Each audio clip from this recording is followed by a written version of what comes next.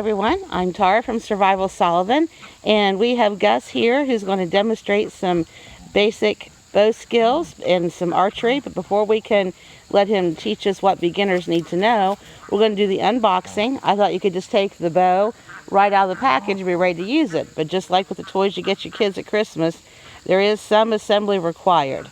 So Gus, can you take us through this is just a basic bow, great for beginners, a child, a woman, even a man who's not been bow hunting before, right? Because it doesn't have a lot of weight on it for the draw. Start with, we got the bow itself, and we've got to assemble the pin sight. And what is the pin sight? It is to aim at the target with. Very important feature then. The sights of the bow. So is it like an iron sight on a rifle? Yes. Does it function the same way? Yes, it functions the same way. It's just like a little screw bar that goes in there? Yeah. And it adjusts up and down for aiming high or aiming lower. And it can also adjust in and out if you have shims for it, which should be in the kit. And why would you, I can understand high or low, just like sighting in a gun, but what would you do the left and right for, and how would you know to shim it? If your arrow is shooting left, you would shim it to the left to bring the arrow back to the right. It works similar, or backwards from a scope is how the bow's sighting. Okay. So we'll be able to show how to sight one in out of the box, and so you can just finger tight that. You don't need a screwdriver or any special tool that comes with the bow, or you have to buy separate. Probably just a pair of pliers out of everyday toolbox and tighten it up all the way when you're fully done sighting it in. It's best off to leave it to where you can adjust it with your fingers for easy movement. So when you sight it in, you may have to unscrew it and go ahead and tighten it back up again and reconfigure, just like with an iron sight. And with the quiver, most people put the foam piece on the top. It's whichever you prefer. So they won't fall out either way? They stay in there pretty good either way.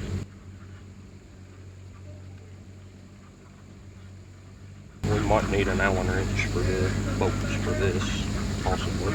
If you don't put that on, you put on a certain way, does that have anything to do difference with the sights or the balancing of it? I would have to imagine that depending if it's empty or full or somewhere in between, there could be a difference in the balance. It could pull your arrow left or right. Yeah, it could make a difference.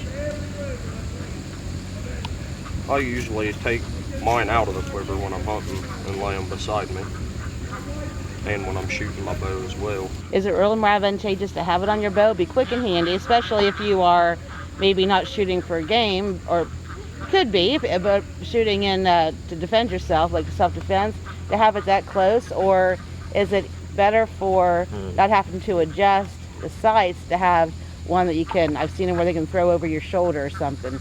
Is it better to carry them on the bow with balance, or to carry your arrows not exactly on your bow? Does it make a big difference either way?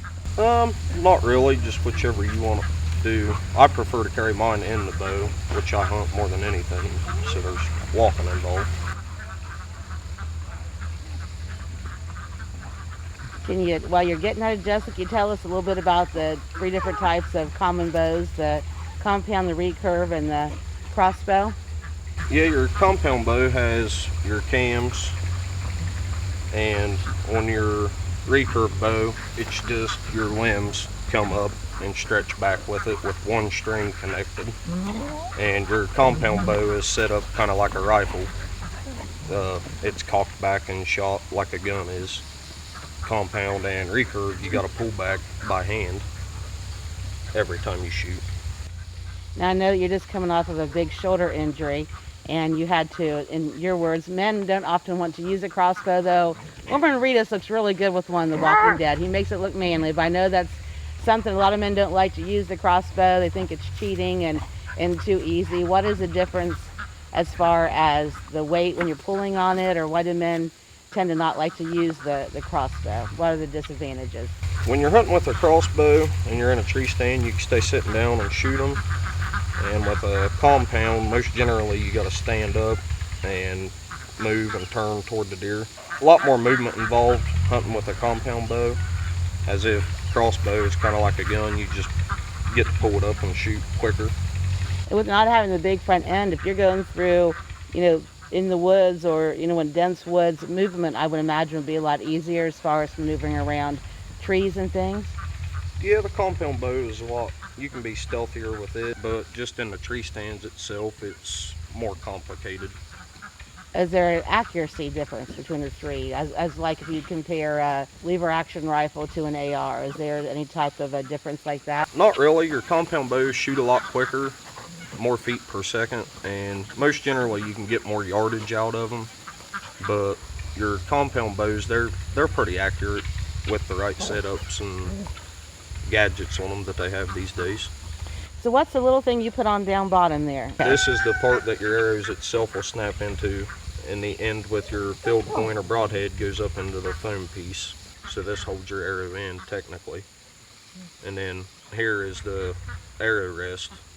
There's all sorts of different ways you can go about having those too. There's many different kinds. This is just the most basic kind that we have. So you can do add-on accessories to a bow just like you can a gun with a scope or a bipod or a tripod. Yes, correct.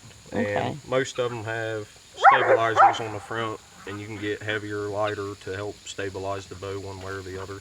On compound bows, you have the two Allen heads on the limbs, and that adjusts your poundage pull, which makes the bow shoot harder, or not as hard, and then it makes it pull back harder too.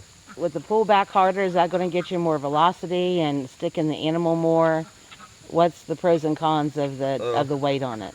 Most generally, if you crank them up and have high poundage, they do tend to puncture farther and get more blow-throughs, but you can hunt with, I think, 45 pounds, and it does just as good, but your arrow don't go all the way through the animal.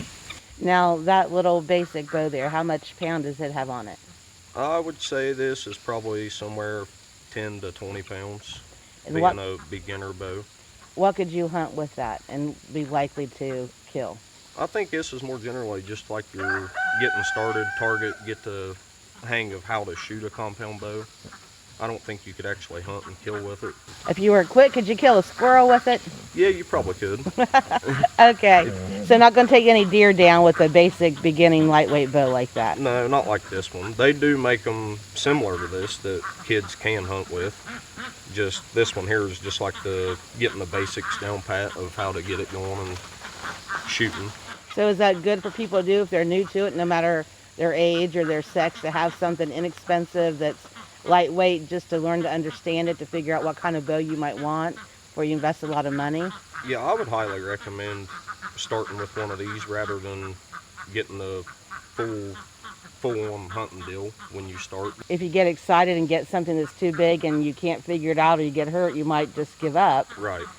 First time I shot a bow, my brother showed me how, just like with a shotgun, and he didn't give great instruction, and it really, really hurt. And I didn't touch one again for a very long time. So how much do you think that one weighs? This bow weighs, I don't know, maybe £1.5 pounds. So nice which and is pretty light for a bow. The compound bow I hunt with now weighs 3.5 pounds, and that's pretty average for the bows they have on the market these days. which seems lightweight, but then if you're trekking through the woods a long ways, that weight's going to add up over time. Correct. And then, like I said, with the stabilizers, if you change those, it changes the weight of your bow. Mine's pretty stable without one, so I just hunt without one on it at all. Now, if you were to get one of these and get practice and learn how to use it and then advance to a full-on hunting bow, what would you likely spend in accessories? If you're going to get serious, use it for survival, to put food on the table, and to be able to silently defend yourself, what would you be looking at in price? This one's like $100, no big deal. A bare bow itself these days, for a good one, you're looking at $800 to $900, and then you've got to buy your sights, arrow rest, arrows, broadheads, and your field points, and none of those are cheap. Most good arrow rests are around $100. Arrows are $8 a piece. 3 packs of broadheads, depending on what you buy, most generally $40. Last new one I bought and had fully set up before I walked out with it, I had right at $1,300 in the whole setup. And are they durable? Because I mean, they just look so thin, like if you dropped it, they were going to snap. I'm sure quality of bow makes a difference, but If you drop them, most generally you do crack the limbs on them. If you do drop it or dry fire the bow without an arrow in it, you should always have the limbs checked for cracks, because if it flies apart while you're shooting it, it could be deadly. now can you, I don't think like with a gun, you can't just repair that yourself. Is there a way to repair it yourself, or can you take it to a shop of some type, a hunting store? If you could take it to a hunting store, but you could buy bow presses online pretty cheap and do it yourself. And you also have to have that to adjust your draw length and things like that on the bows that's got that equivalent. Now, is a bow press expensive and or difficult to use? I bought one and I think I paid $80 for it, and it's basically you just lay the bow in it upright and it collapses the limbs, pushes them together, and you can take the string off and then let it off, and you can do anything you want with the bow after the string's off of it. Is that something you had to have somebody teach you, or were you able to figure it out from the directions? I actually had a little experience and practice from helping a neighbor guy in his bow shop and taxidermist shop, so I got a little hands-on training before I bought my own. Okay. Well, we'll go ahead and get the target set up, and we'll start another video and see how to show a beginner how to actually shoot a basic bow.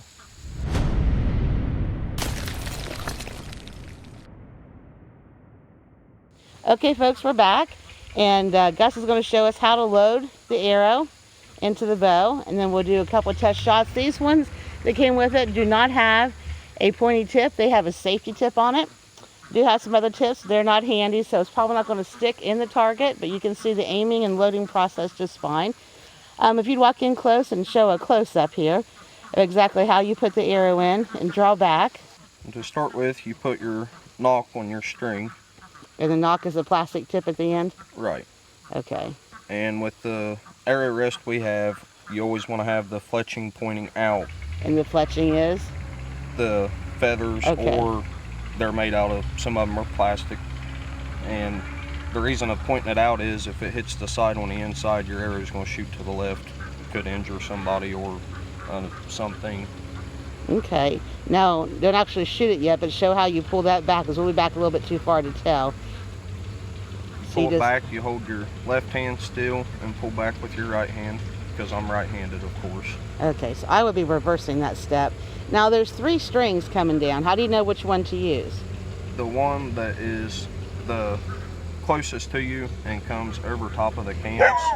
The other ones are to pull the limbs in and let the pressure off on the bow. Okay. All right, well, I'll step back and we'll watch him actually fire it into the target. You hold it up to shoulder length and you draw back to what? Just about to your nose? Most generally they come to your nose. This one's a little short for me myself. And then you aim with your sight pin and let go. And you can't tell, folks, but he did have that dead on center in our little target there. Our safety tips just wouldn't stick in it. So what aiming tips can you briefly give? You gotta hold your bow generally the same every time, because if you cock it one way or the other, it's gonna throw you off. And with your sights, just basically hold as steady as possible on the bullseye. That way you know you're good and correct with it.